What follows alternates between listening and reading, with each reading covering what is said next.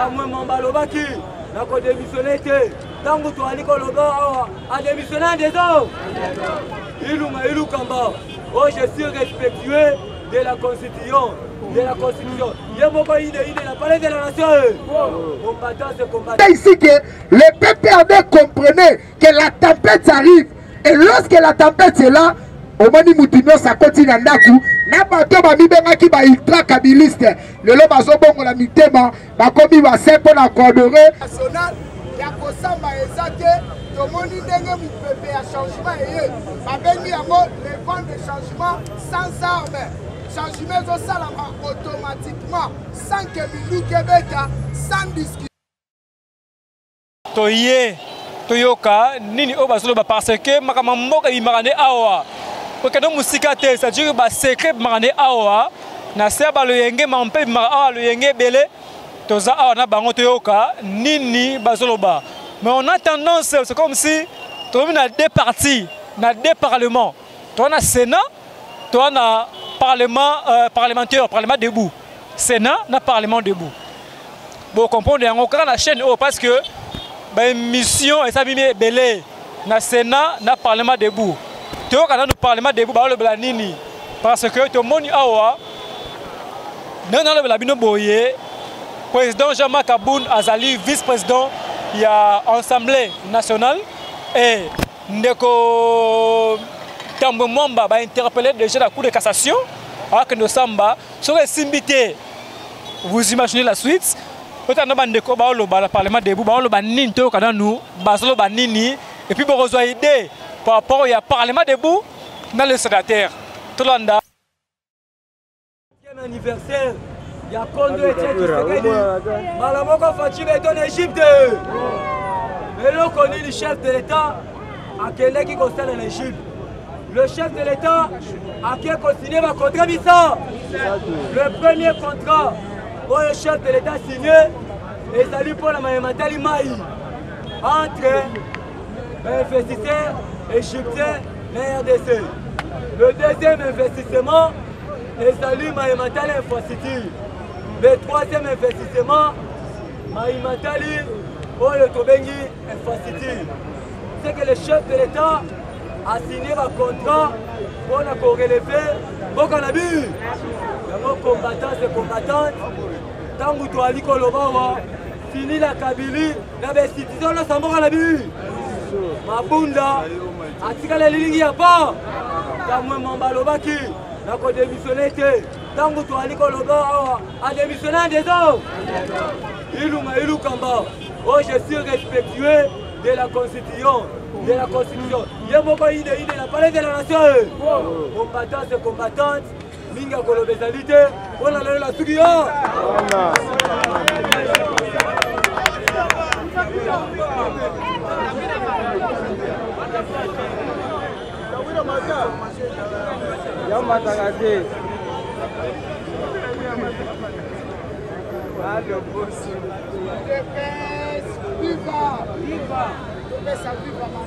Parce que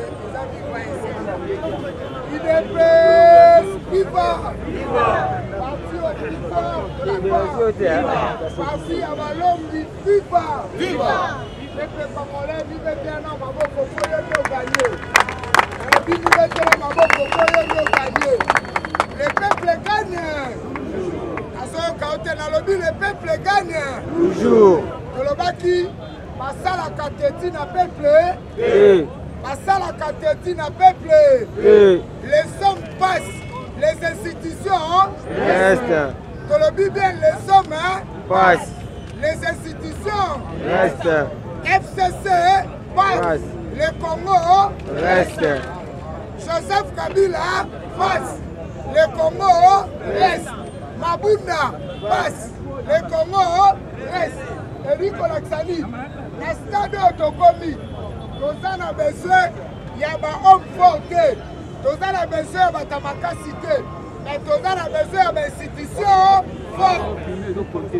IDPS viva. IDPS viva. Et vous allez comprendre que plus rien ne sera comme avant. Et Bakoluka pour ça le peuple congolais. tolekaki tolobi la tempête arrive et tobosana te tsunami politique ezali déjà na ngambu ya FCC. Lelo FCC ekomi le passé. Lelo FCC histoire nango na Congo abuo. Histoire ya Union Sacrée ne betami. Or l'Union Sacrée c'est le courant de pensée ezali initié pour l'intérêt du Congo afin que tout soit un Congo fort, uni et prospère. Lelo ndenge tozolobela awa bato ya FCC va comprendre que l'UDPS est la machine politique. Nayena rappelé yo, nous avons à 100% le pouvoir na kati ya maboko na biso. Mutarobete na biso lisusi, lisolo ya buzoba azate. Parce que Makamoto vivaki na 2020, 2018, 2017, 2015, songati na simakuna, okotika la Congo na ngote. Cette fois-ci, c'est le travail pour l'intérêt du peuple fort. UDPS est vivant. Et nanga tozoloba awa, tozana double esengo, de récupérer pouvoir. Na kati na mobimba na mboka na biso et bongo lobby tozozwa contrôle ya Afrique oyo même na tanga Mobutu etikalaki kosala mate. UDPS est vivant. Basala ba mandat ba inane na Union africaine. Mais Fatou Beto a kosala mandat à 4 ans pour la kotalisa que l'Afrique doit changer pour l'intérêt du peuple congolais, mais pour que le monde ait comprendre que l'Afrique est réellement le berceau de l'humanité. Makambo eza déjà normal, lobby na Addis Abeba, Mokonza Mboka, na Cyril Ramaphosa, bakosala remise et reprise na pete nyonso. À l'heure où nous avons dit ça, lelo na mutu mokonza kolongwa parce que Madame Marie Toubantieza a déjà na Addis Abeba, a déjà mise en place nyonso pour un grand événement oyo bafricain baza kosela pe beaucoup plus oyo kobandisa Congo na kati ya diplomatie africaine oyo tokosolola pete na kitoko nyonso na ba pays ya Union européenne. Et ndenge tozoloba awa na oyo tali ba institution nationale ya kosamba ezate tomoni ndenge mupepe ya changement eye babengi yango le vent de changement sans armes. Changement ezosalama automatiquement sans que minuke beta, sans discussion et ça se passe automatiquement. Yango zo comprendre que Tambwe Mwamba à comprendre que plus rien ne sera comme avant pour que nous à la ridiculité, pour que nous compte na piège, il faut nous démissionner rapidement pour que nous se sauver. Malgré à démissionner, mais Azana Mutambu, il y a audit, il y a 2019, UDPS vivant. UDPS vivant. Il y a moi qui comprends que plus rien n'est déjà dans le bon. Yeba yango ke ezali année omo kozalobaki une bonne année pour le peuple congolais et une année de travail pour la République démocratique du Congo. Tiana mutu na yo makambo yebaki na batu ya FCC na politique ya Union Sacrée otika la Congo na yango te parce que l'Union Sacrée a un programme ya sakosin oli koloba tout simplement le salut du peuple et la loi suprême. Yeba yango ke na kati ya Union Sacrée c'est le peuple qui prime, c'est l'intérêt du peuple pour l'avantage et le développement d'un Congo. Nous allons poser un Congo fort, uni et prospère. La Italie, audit ya ba ministre au babimi na musala. Premier audit sur la rapidité, ezali ya autres zobenga de Kolabiso Willy Bakonga, Mouyibi Mounene, Oyazali hauteur, il y a destruction, il y a plusieurs détournements de fonds, des questions pour la gratuité de l'enseignement primaire.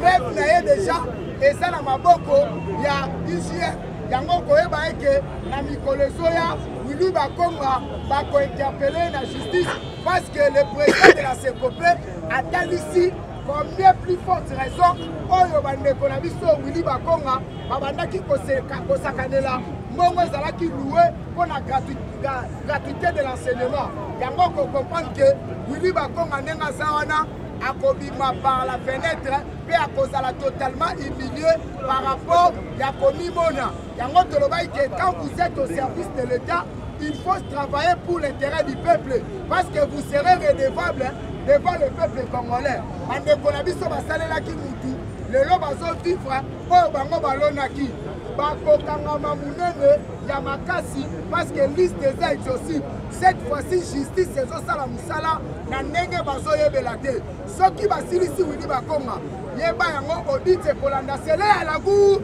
ya lakuli audit ekolanda sele ya lagu baministère ebele bafonctionner sans bafrais de fonctionnement tandis que sele ya lakuli abandaki kobomba mbongo mpona kofutaka régulièrement Joseph Kabila par rapport ya salaire na ye ya sénateur à vie yango moni ntango ndeko na biso Marcelin Bilomba a comprendre carte wana ayaki a dénoncer que ozwi surcharge na dépense na bino ya kati ya gouvernement otie yango na compte ya présidence de la République oyo ezalaki na avancement ya bon fonctionnement ya présidence de la République te mais oyo ezalaki na intérêt ya un individu oyo azali kobénéficie mbongo ebele mais asalelaka peuple eloko te yango ntango baye kolandela bacomprendre que quelque ministère ya pêche fallait ba bateau de pêche et salama ndenge Jonathan Bialosuka ministre ya pêche et élevage azwaki ba je ne sais pas chef de l'État mais lokola c'est là la bouli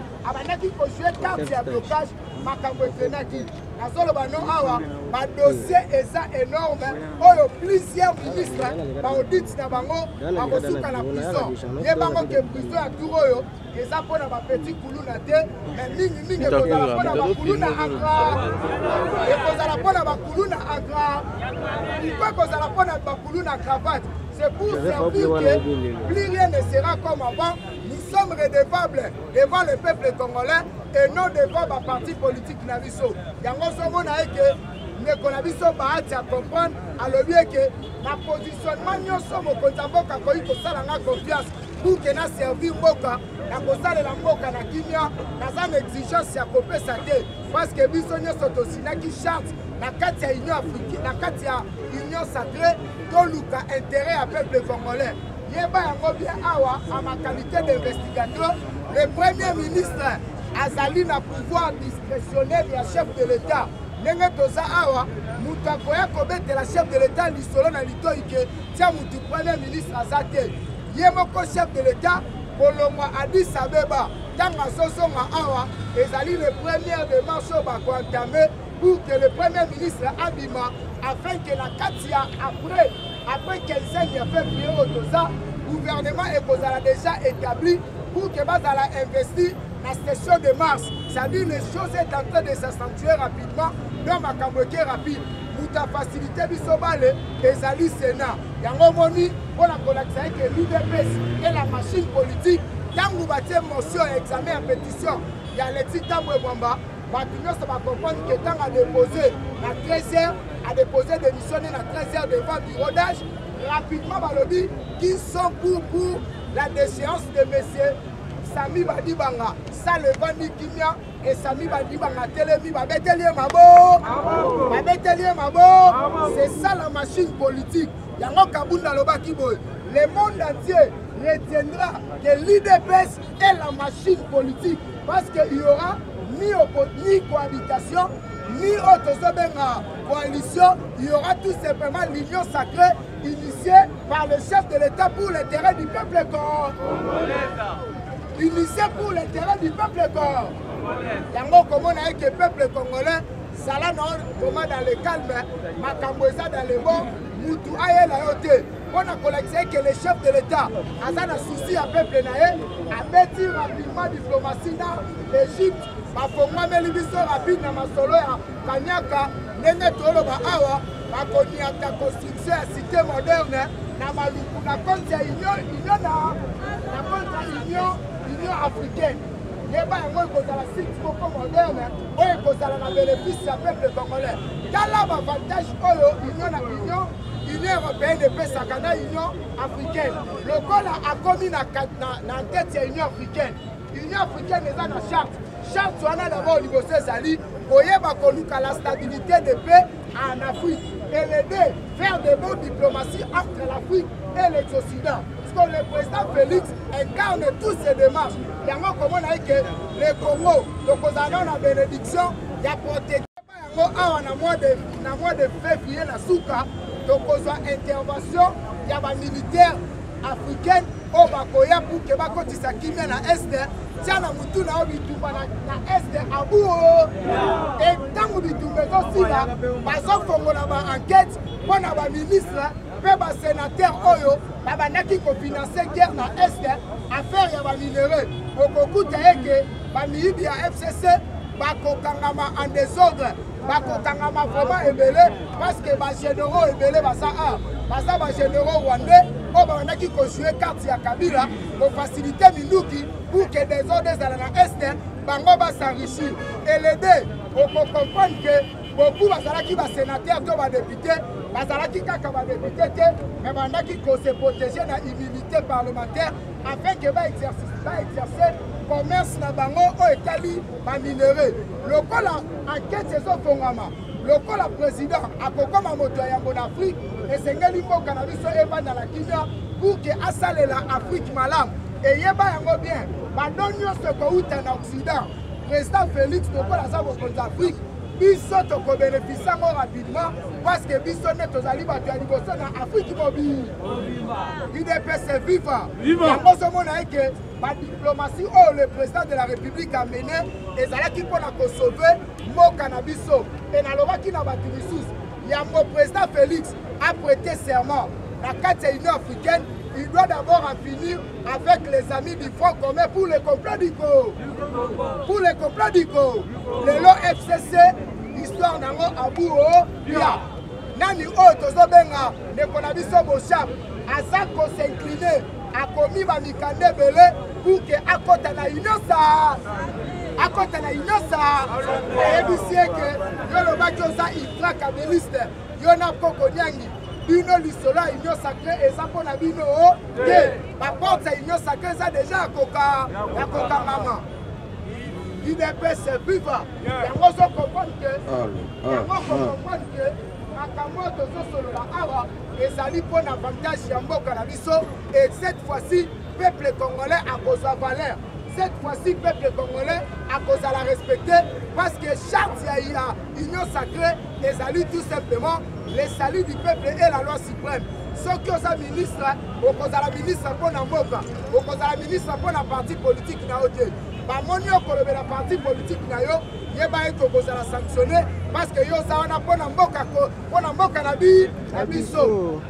Voilà le principe ya makambo ya bonne gouvernance et na kati ya bonne gouvernance va se retrouver 87 sénateurs va adhérer facilement à la carte de l'Union sacrée. Allô, prends micro. Batuni, monsieur Bahati, on est informateur. Biso to pensa ki ke okosuka kaka na Assemblée nationale. Comment tu as pu aller retrouver aux majorité absolue na kati ya Sénat par tant que la Sénat baza na 115 sénateurs. Alors le chef de l'État m'avait donné une mission et cette mission c'était la réqualification d'une nouvelle majorité au sein de l'Assemblée nationale. Et il y a un moment que politique au biso toye nango na kati ya UDPS na politique ya chef de l'État et ça différent na politique ya bamiyibi wana. Bamiyibi wana bazalaki basé pour na kosale la mutu koluka ba intérêt personnel. Le chef de l'État est allé le coincer par leur constitution parce que la constitution oyo ezalaki constitution taillée sur mesure et cette constitution ne salaki que Kabila a comme un dictateur.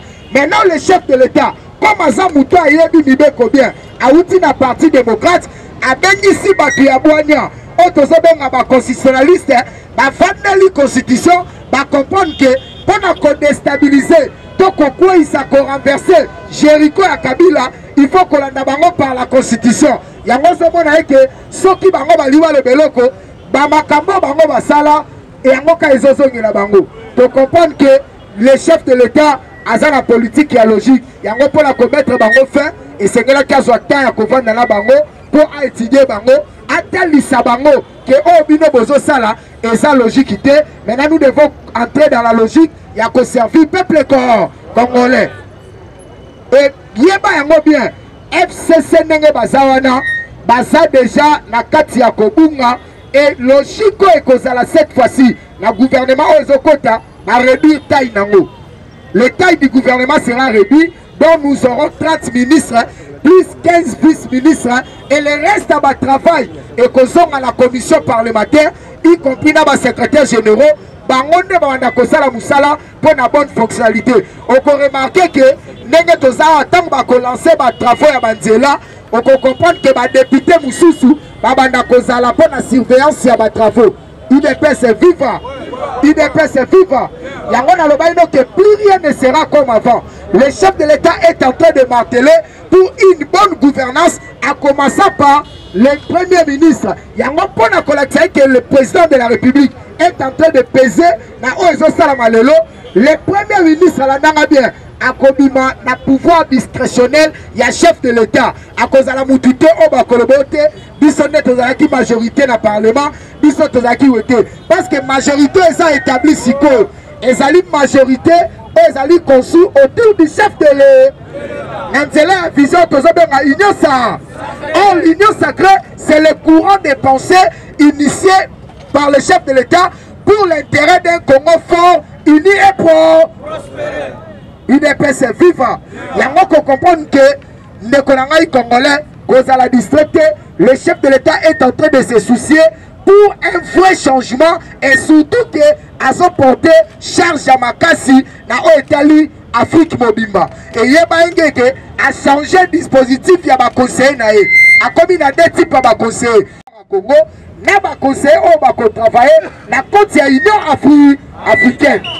UDPS est vivant. Il y a qu'on comprendre que sur le plan diplomatique, le Congo a changé. Congo est Bongwani, Congo est comme une alliée Moussous. Quand il y a une politique qui a des points de mesure, que Nenga Zalaka, na finga, na critiqué Babenga yote. Ah, on a le baki to comme une logique qui a méritocratie. Moussala na onde ko sala eke ba pesa yo. On peut remarquer que le Parlement wana oyo kokota musala ndenge bandi et kosala musala conformément à la constitution à la vision liée pour l'avantage du peuple corps. Et quand la mingi teyeba que élection, il y a porte-parole et opposition et que bima déjà. Et qu'est-ce qui se passe? Voilà pourquoi moi je disais aux gens que Fayulu c'est un aventurier. Dans la eloko balakisi que le chef de l'État respecte la constitution. C'est pour la première fois l'opposition aux Amboka la mission républicaine et s'est retrouvée dans le cadre du bureau assemblée nationale. Madame Colette Tchomba. C'est pour la première fois. Si vous avez un tembe, il y a un jour, une date, que poste est vacant. Même quand l'UDPS a pris le pouvoir, Jean-Marc Tanazaki na bureau à première vice, poste est vacant, opposition à la Mouka Babouya qui cause un poste. Mais pour nous remettre FCC en cause, quand on dit que oh salami est lié pour le respect à la texte, il y a mot canabiso, on peut comprendre que Malaliboso opposition est à la représenter. Et bureau dans ce monde l'Assemblée nationale, et ça bureau est bien complet, est allé dans la norme, peut travailler la transparence, la neutralité. UDPS est vivant. Et je dis merci et la sagesse du chef de l'État. La 4e bureau Assemblée nationale, il y a 3 choses à retenir. Il y a l'expérience, il y a l'unité autour, il y a Jean-Marc Kaboul, il y a l'expérience autour, il y a Mosto, et il y a ce qu'on appelle la transparence, la représentativité, il y a membre du bureau définitif de l'Assemblée nationale. UDPS est vivant. Parce que y a ensemble et que ça la bousso parce que nous avons représenté la tendance politique qui a moqué la bisogno.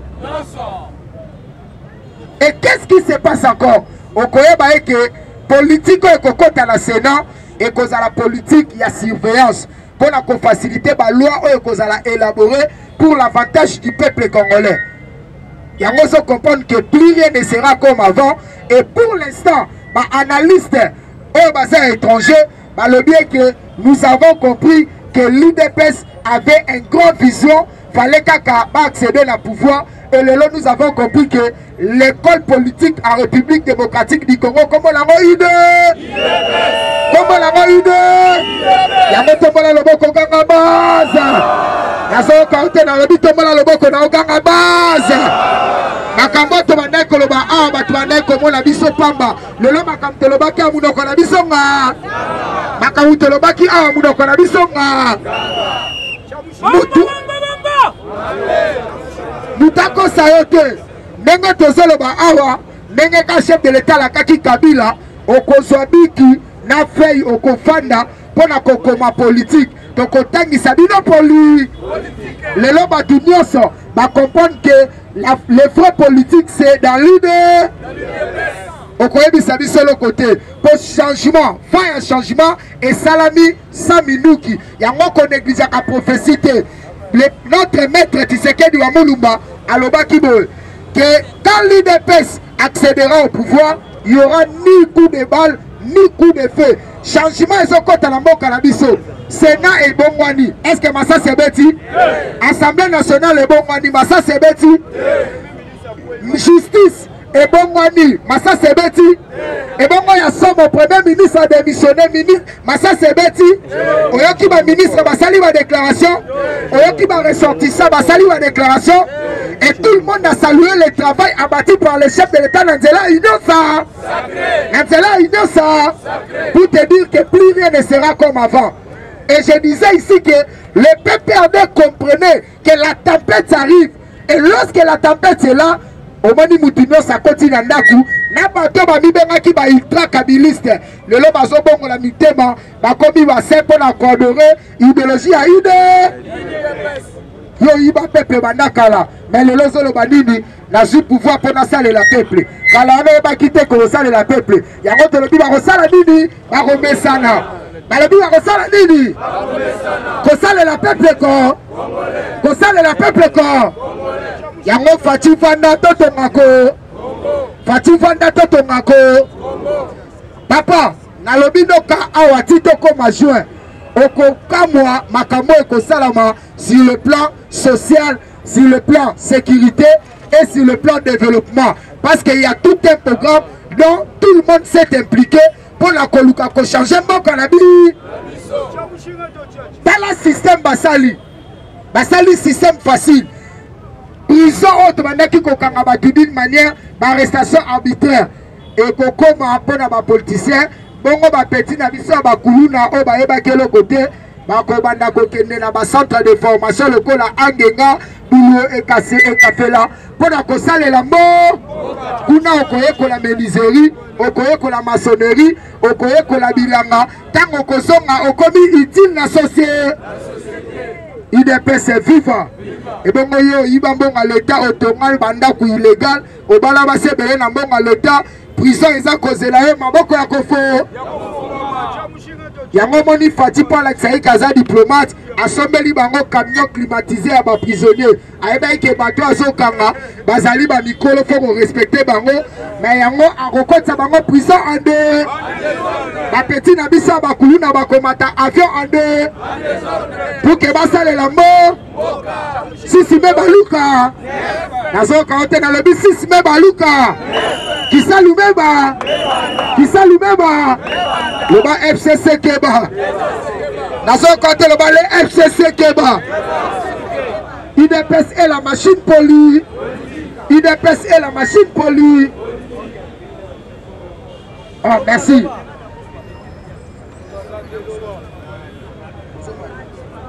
Merci, na qui tape moi pour passer matin. Et ça la matin. S'il vous plaît, s'il vous plaît. S'il vous plaît.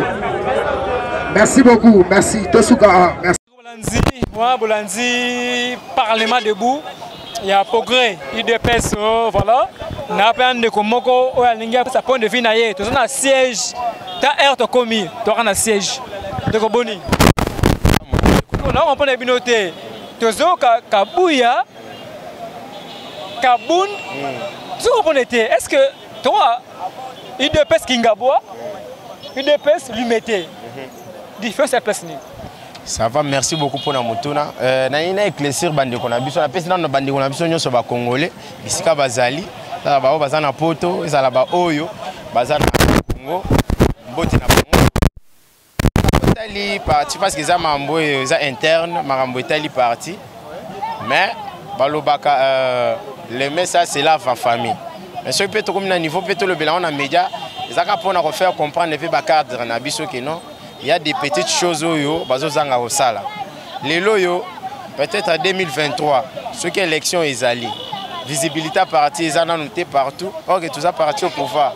Nous sommes censés à cette ère, tout ça la sensibilisation, de façon que non, dans la province, et dans la capitale, ça veut dire tous à la bâtiment que nous avons préparé que 2023 ce qui est, tous à la bien déjà installé, tous en ordre. Mais tout le monde a que jusqu'à aujourd'hui, rien ne marche. Parti, visibilité moins, toujours comprendre toujours kendewa, parce que IDPS oyo, les océans, les a Kinshasa, IDPS ils partout en RDC voire au monde entier. Mais tout le monde a visibilité dans la capitale, visibilité zate, ce qu'on a mituna na ba province, na ba fin fo ya Bandundu, va ba fin fo ya Kananga, ba Kikwiti tout. Hein? Il y a invité sur aux Andénines. Donc on monde a que parce que par partir de Bino a planté dans 24 provinces il y a Congo T. Là je comprends. Je comprends de Konangai. Ndeko yo sala awa tusina nonte. Ndeko to moni awa tozoka o kabuya za mabe. Kabuya za malamu. Kabuya za mabe o kingabua jama kabun. Onani o kabuya. Je comprends te. Ndeko différence nisa entre UDPS qui ngabou ya ngambu kuna na progrès ya l'humanité boé. C'est ce dixième ré. Bon, progrès tant le but progrès UDPS ngambu, UDPS amupanzi, progrès za UDPS. Progrès za jamais en dehors UDPS. Pour toujours qu'on dépendre de la structure aux na kati ya UDPS. Donc UDPS n'y a surtout ezaini. Mais habiter sous là on est au rôle basso. Parce que na yo ki na boîte karake o kabuya mutmabe, sumabe ni bozo kabuya. Bon. Biso vraiment to juger kabuya mabete pour Aza papa, puis secrétaire général Mobimba ya parti ya IDPS. Donc mabe koko zala ndaku, jamais ko bima libanda. Mabe zali. Te mabe pesate. Mabe moko tikali pe ko zala te. O biso to za na sengo que parti et outil na souffrance, parti et outil musika lelo, bango mutu bako mosani ni bako motombo la parti. Donc ça bango pe makamusu se belé mokonzambo ka pe anga sunga mate. Donc so mokonzambo ka sunga malelo pour na Jean-Marc Kabuya et puis na Kabundi. Donc bango ne mutu basa la fierté à parti à IDPS. Merci Ndeko. Ndeko point 6 na yo. Namoni moi kanda moi nungu puisque bon comme déjà parti au pouvoir mais pour mes anini tous on a un moko UDPS sénateur un UDPS parlement progrès est-ce que n'est pas la boye bon comprendre que beaucoup de distraction parce que en 2023 au lieu que bon implanter siège dans 24 communes. Vous êtes là pour savoir au et comme en 2023, et comme il y a un problème. Ndeko nangai oyebi ke na ocholoba dès le début le message c'est la famille. Oyebi ke non biso na ba cadre na biso à propos peut-être ya ba vérité mususu. Ils ont blessé bango mais tout ça parce que papa ma vérité té tout ça censé tout la vérité les leçons de mon visibilité na partie té peut-être tout le but que donc mon visibilité té les ali sumu té ouais tout ça censé tout le bango parce que biso bango pe bakozwa ba leçon à travers biso parce que biso n'est tout tambola ba cité biso n'est toujours tambola par-ci par là biso nan ba élément fort du progrès à part ça makambo ya otambola tout ça la visibilité pe ya partie na biso. Ils ont un polo to la taka ils ont la wapi mais au Italie peut-être ba drapeau au niveau ya parti drapeau exacté tout ça mais tout le monde qui peut anniversaire tout le monde anniversaire ba drapeau échangé té ba drapeau ya kala ceux qui réalisateurs ba drapeau ya kala moi je pensais que ba drapeau on est comme ya kala ngona ba drapeau ya sika tout drapeau ya sika té ça m'a fait dans la rue pas sur mon que na masanga ko welela. La partie pour moi ça va déranger. Est-ce que ce qui est anniversaire Zali, ils ont plutôt pensé n'est trop temps ça Congo, mais plutôt pensé n'est trop la Masanga. Ça dérange. Mon frère, j'ai dit Makamozo le drapeau moi-même en personne. Notre CG, Azakina Bisso na Tongo ya Muzolé, na niveau ya base, na Boswa du Bordeaux, place Bisso tozala di progrès. Avec wana pona signaler Bisso que non. tozalaki etuluku ya bato nameki kosone nayebisi CG me badrapo oyo eza liboso wana eza lisusu malamu te tembake tozalaki ebele moya yoka nayebi te peut-être soki ayokaki soki ayoka nayebi te eloko wana nga mona na mitu na bi mais tozofete tozosala anniversaire ya papa ya liwa Kondo Etienne molimo na ye mpe makima mais totrouve liboso ya parti visibilité na ya malamu eza te neti bamikana lelo depuis basho ya monene wana elongwa ezala esuti nayebi te soki bapansa nini lelo badrapo yango wana ya kala ndenge oyo mo outi oloba toyebi ke makambo oyo tozowela na bacadre na biso ya parti eza teke mpona boye te ezaka mpona intérêt na biso nyonso bakombata ezala bango ezala biso eza intérêt na biso bango mpe il faut comprendre souci na biso surtout biso fa di progrès il faut comprendre na biso que non toza aide du parti nous sommes censés olobango parce que soki bakondamner biso nayebi te wana bango mo nde bazosala erreur parce que bakondamner biso te bakokanga biso te toluka liberté des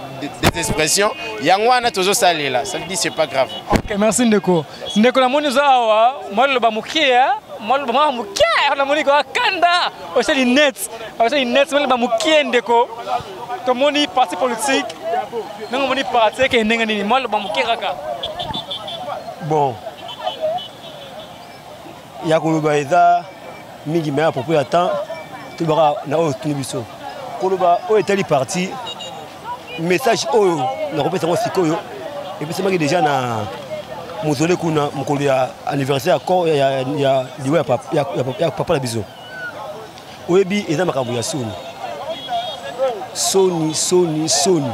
tozoganga te tozoloba malembe eza makambo ya soni tomonaki bandeko bazali na pouvoir papier soki na basiège na bango bapermanence omona ke non tout ezalaki ya kolata ya sika soki ezi tâche ezi salite basali nini bachange yango drapeau eza lokola elamba ntango yo papa responsable ya ndako boyi ozolata bien ozolata propre ndako no ezolata salite eza makambo ya soni en plus encore eza na nzela mokili mbele kaka utauta poto akauta wapi akodaka na nzela oyo misi ndekozala wapi na ndako oyo donc naza mingi akoloba te bakonzi oyo baza na sensi ya kipe ndako oyo batala yango.